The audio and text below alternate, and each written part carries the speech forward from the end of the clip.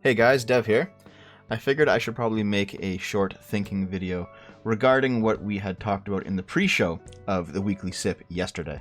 Tomorrow's video is still going to be Project Melody, it'll still come out, and in fact, I might sound contradictory between this video and that video, but I'm not. And hopefully I'll be able to show you why, so let's dive into it a little bit.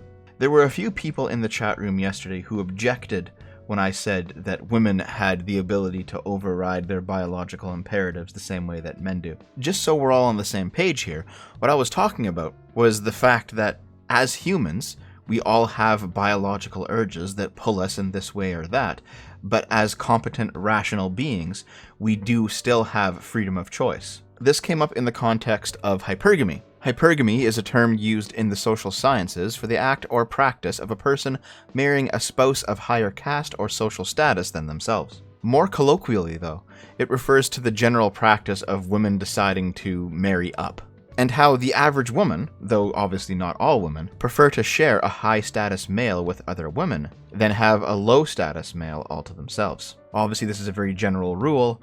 Doesn't apply to everyone, does not apply to all situations, but there definitely does seem to be a trend in this direction. So my logic was that even though hypergamous behavior in women exists, there's no reason women can't choose not to follow that biological directive, because I do think that it is at least somewhat biological. And in fact, there are biological directives that impact men and women both, that individuals still choose not to listen to. If everyone ate as much as their biological drives wanted them to, we would all be a lot fatter than we are, and this is coming from a guy who's already fat. People who are thin and in shape just wouldn't exist if we were all slaves to our biology. But that's not the case. The very existence of people that are in shape, of either gender, it kind of disproves that. So very clearly, humans have biological directives that pull and push them in certain ways. And very clearly, we can choose not to follow them. But the people in my chat room during that stream, they kind of had a double standard about it. They were saying that men can choose to overpower their biology and act rationally, but women can't. And that just doesn't make any sense to me. Like, if men can override their destructive nature, certainly women can too. And when men fall into it, certainly women can as well.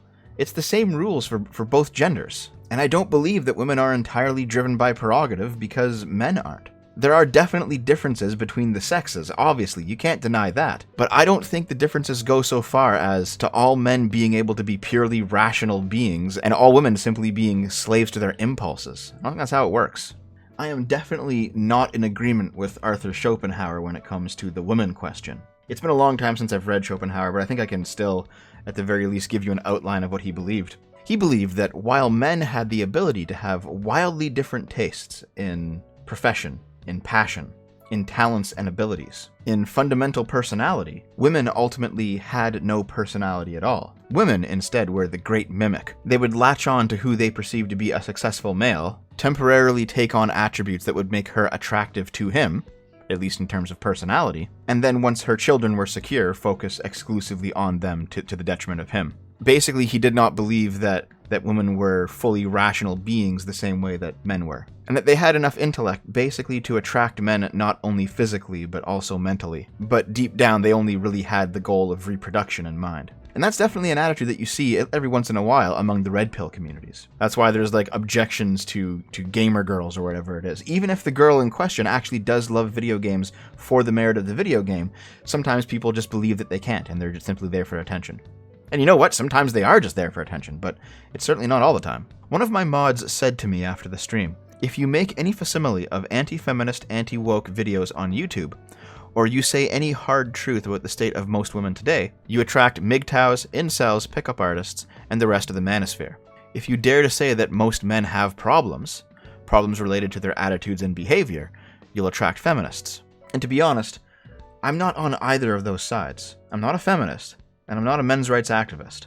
I am fundamentally an individualist. Of course, if the solutions to some social problems have to be gendered because they overwhelmingly affect one gender rather than the other, that's fine, I don't object to that. But at the same time, I'm also not interested in this kind of tribalism. And I think some of these comments will actually let me express what I'm saying more clearly. The chat wasn't saying women can't override their biological prerogatives. Well, to be fair, yes they were. The chat was definitely saying that. Maybe you weren't saying that, but other people in the chat were. They were saying that they simply choose not to, and society only holds men accountable for doing so. I don't think so. I think things are definitely swinging in that direction, but we're not there yet. And there are definitely instances where men don't override their biological prerogatives and they get in no trouble for it. I think it happens all the time. I don't think that this is specifically a gendered issue.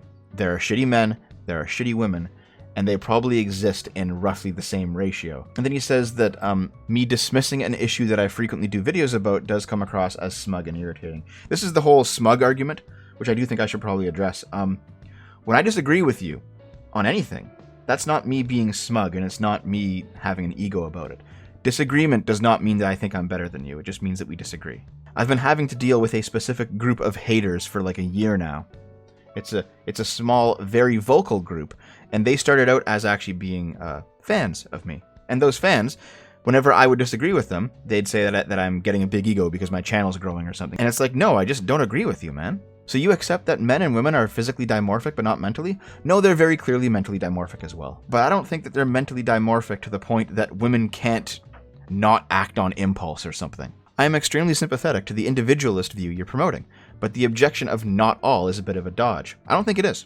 I think not all is in fact the core issue here. Whenever some ridiculous feminist says, kill all men, or all men are rapists, or something ridiculous like that, all of us here say, hold on, not all men. And that's the right reaction to have. And there is no reason to not have that exact same reaction when things are going the other way. That's the point of individualism. It's that you treat people like individuals. You know, another obvious example, if I meet an individual black man, I don't necessarily think of black crime statistics or something.